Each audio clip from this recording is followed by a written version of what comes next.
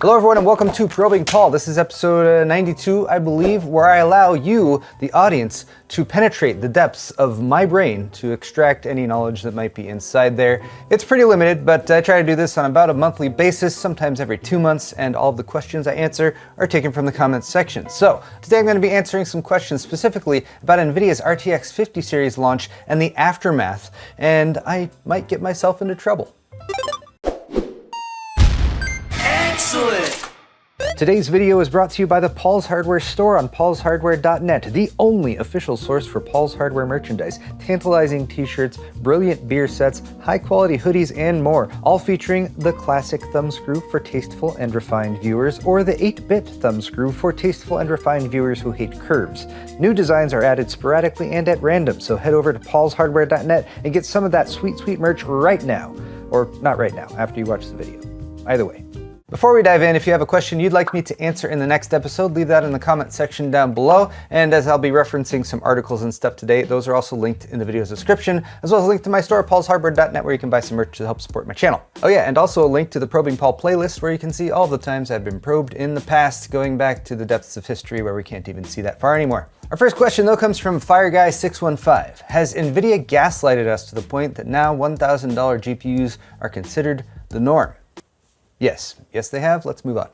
Actually, I can give a slightly more nuanced answer than that. NVIDIA has been anchoring the prices of their GPUs ever higher, and I actually have a full video on anchoring that goes into it that I will link in the video's description if you guys want a little bit more details. This goes back all the way to like the original marketing guru known as Edward Bernays. It ties into like the human psyche and how we view things and how we value things, and it has to do with like cognitive bias and psychology, and so it's difficult to grasp sometimes, but it's something that we should be keeping in mind when we look at the prices of things. If you see something that says $200, but it's 25% off, so it's only $150. Chances are they were originally planning to sell that product for $150. They just said the price was supposed to be $200 to give you the impression that you're getting a deal, and everyone likes to feel special and like they're getting a deal. When I look at the history of NVIDIA's pricing though, there are two major inflection points that stand out to me in terms of their pricing strategy, because I think it's a long-term thing that's been going on for quite some time, but it first stood out to me with the launch of the original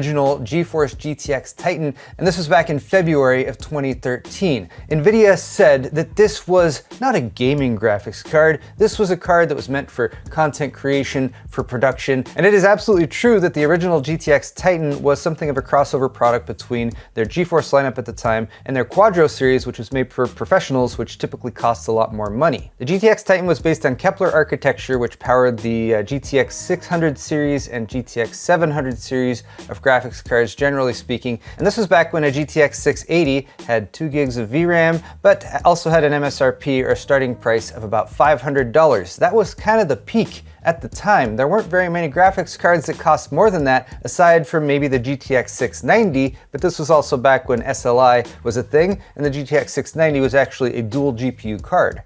See, not one GPU, but 2 GPUs on the same card. Remember back when they used to do that? But anyway, the Titan launched about 1 year after the 690, but it was a single GPU card, and although the performance was quite impressive, it came within about 5 or 10% of the 690, even though it only had a single GPU. It was the first card to sell for $1,000, which was a big bump up over the $500 to $650-ish that gaming graphics cards had peaked at before then.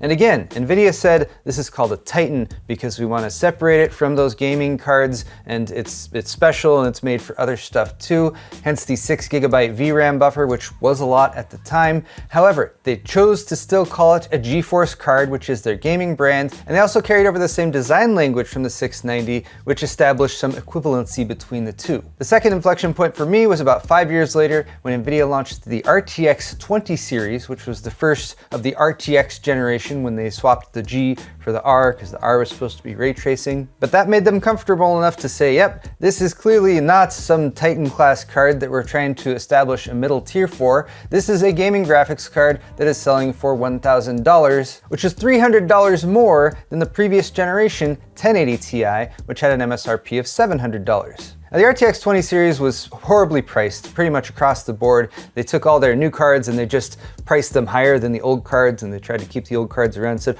oh, those are still the cheaper cards, and now we just have these cards that are faster, and so they're equally more expensive. And if you want to know why that's tough for gamers to swallow, then check out my Why Does the RTX 5080 Suck video, because prices haven't always risen in lockstep with increases in performance. Usually there's a big increase in performance and a modest increase in price, so you get some added performance, but you also pay a little bit more, but it kind of splits the gap. The 20 series was the first time NVIDIA really said, no, all that extra performance we want you to pay for, every single frame.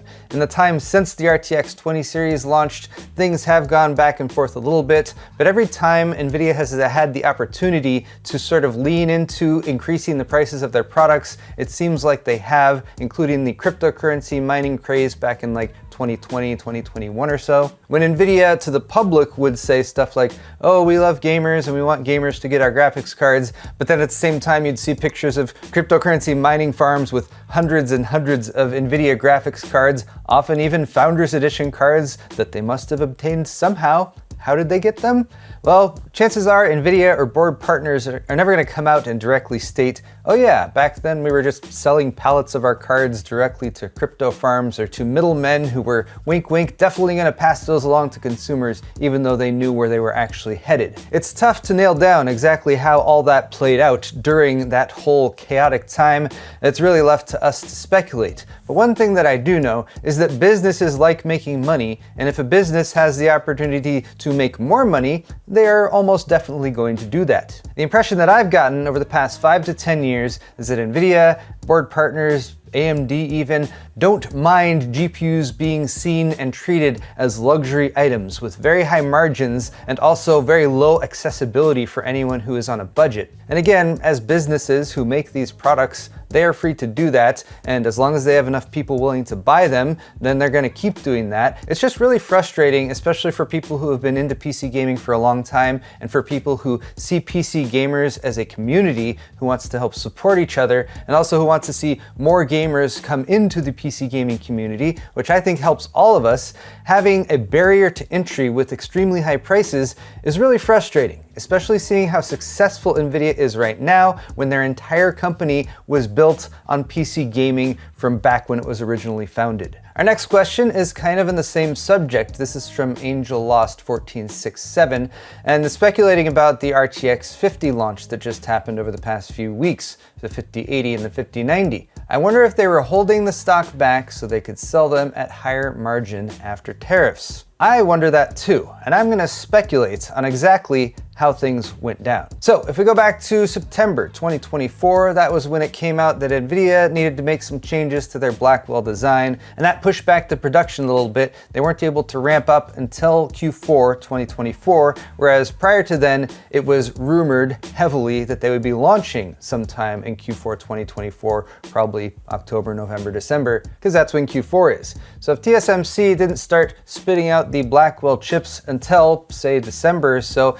it gave them a pretty limited amount of time to get as many cards as possible manufactured and sent over to the US and distributed throughout the world to make their actual launch that they set for January 30th, just a couple weeks ago. However, there was some other stuff that happened in the interim. Most impactful here in the US was the US election, and ever since that happened, there has been talks of tariffs being imposed. This was already clearly established by the time NVIDIA made their actual announcement at CES in the first week of January. So I think it's reasonable to speculate that at some point in the last 2 months of 2024, NVIDIA assessed the situation, looked at how many GPUs they were actually going to be able to manufacture in time for their planned launch, while also keeping in mind that the looming tariffs might affect the final sale price of their cards, specifically in the US. And we know now what NVIDIA did, which was to announce the cards at CES, to announce MSRPs that clearly are not holding up because all of the prices have gone up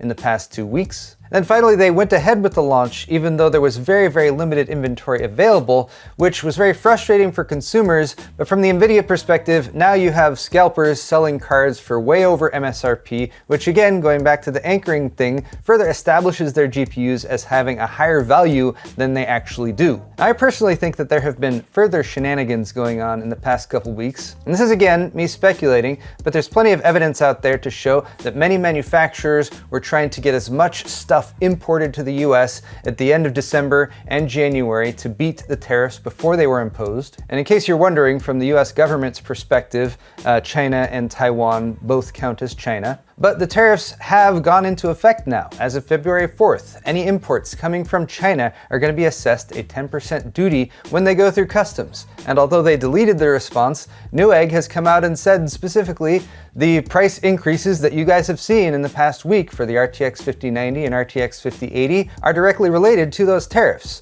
But what about anything that arrived before February 4th? I happen to have heard that Newegg had less than 100 RTX 5090s on launch day on January 30th. They might have had more that have arrived since then. But getting back to the question, do I think that any of these retailers who had stock arrive prior to February 4th held onto that stock and didn't list it for sale on January 30th or the week or so after because they knew tariffs were coming, which would give them the justification to raise their prices by 10% or often 10 to 15%, allowing them to make that much more margin by selling the stock that arrived before the tariffs for the marked up due to tariffs prices. And while we're at it, again, just speculating, just spitballing here, Newegg has lots of individual cards listed. I'm kind of curious, has anyone in my audience shopped on Newegg and been able to purchase an individual RTX 5080 or RTX 5090 that was not sold as part of a combo? Because let me tell you, again, due to the limited stock and outsized demand, Newegg has put together some absolutely ridiculous $6,000 combos for some of these cards, which they call the bucket of Asus ROG. Because sure, Newegg, I'm sure everyone who wanted an ROG Astral RTX 5090 for $3,400 or so also wanted a full Asus setup. Thanks for hooking them up with that combo. I would not be the least bit surprised to learn that actually Newegg has not sold any individual cards and they forced them all into combos, again, to increase their profit margin because they're businesses and business are gonna business. And there's probably gonna be some economists in the audience who say, yes, Paul, that's exactly what they should do because the demand is there and the market has dictated the price, and you're probably right. But that still doesn't make me any less frustrated with the situation because I'd rather GPUs were not treated as luxury products. All right, enough of all that. I got a couple more questions from Evil Lives Inside 9189. Hi Paul, can you talk about your thoughts on using the DJI Osmo Pocket 3 at CES 2025? What was your workflow? Are there any issues or woes? What went well? What about accessories and memory cards, and any thoughts? Fabulous, fantastic. I had an altogether really good experience with my DJI Osmo Pocket 3 for multiple reasons. For one, and this is kind of a niche thing, but the format that it records onto is recognized default by Windows and shows thumbnails. When I'm recording a bunch of different back-to-back meetings at CES and I dump a bunch of footage, it's a lot more convenient to just be able to use Windows Explorer to organize stuff versus having to go into like Adobe Premiere and use the media browser. I also really like how it's used and the fact that you can do portrait or landscape and switch back and forth between those really easily. And the built-in gimbal meant that as Joe was editing the footage, she didn't have to go and do warp stabilizer because I was getting shaky handheld footage all the time. I got the creator combo that came with the lav mic. The lav mic did a really good job and synced up really easily with the device. The fact that it's so small made it a lot easier to just tote around to the different meetings I was going to versus my setup before where I used a monopod with a GH5 on top. In terms of accessories, apart from the stuff that came with the creator combo, which is a nice assembly of things, Joe recommended this third-party case for it, which snaps entirely around the gimbal, which makes you feel a lot safer about tucking it into your pocket. And I grabbed a couple of these Lexar 256 gig 1066X micro SD cards to use with it. You do need to make sure that you have a higher end micro SD card if you want to record in 4K on this thing. But Lexar actually has some cards that are even faster than this, which they gave me a couple of at CES. So Joe got one and I got one. And I also just had the chance to take this on our snowboarding trip that we just recently went on. So I was able to kind of ride along behind my daughter and get footage of her snowboarding. She's 5 now, and she's actually doing great at that. I have no association with DJI or anything like that. This is not a paid endorsement. I had a really good experience with the DJI Osmo Pocket 3. It was a good investment. One final question from Irvix. I know this will sound weird for a tech channel subscriber, but for secondary content, I would love to see more home improvement projects. And it looks like at least 31 people agreed. Wow, I can't believe that's been so long ago. Crazy, this was 7 months ago that I did this video showing my backyard and showing a bunch of the changes and stuff to it. It's actually come a long way from here, although improvements to it have slowed down a lot since the winter came about and things got a lot busier. I can give a brief update here. We have laid down some mulch. We actually have some trees that have been planted now. We've laid down some vendor board for where we're gonna have a walkway and stuff like that. I need to get some decomposed granite in so we can actually put down the walkways. But yes, I will be doing an update on that, hopefully in the next month or two. I don't mind a sporadic home improvement project here or there, because even though we're very excited about the progress that has been made, we have a lot more work to be done. I have a side yard project I want to get to as well. So once this rain clears up, we will be able to get back to work on the backyard, and I'll give you guys some updates along the way. But thank you guys so much for watching this video. This has been Probing Paul episode number 92. If you enjoyed it and you want to hit the thumbs up button, that's greatly appreciated. Also, if you want to leave me a comment in the comment section down below, perhaps you will be the next person to probe me in the next episode. Final reminder to check out my store at paulshardware.net, where you can buy shirts, mugs, pint glasses, and all manner of high quality merchandise. Thank you once again for watching, and we'll see you in the next one.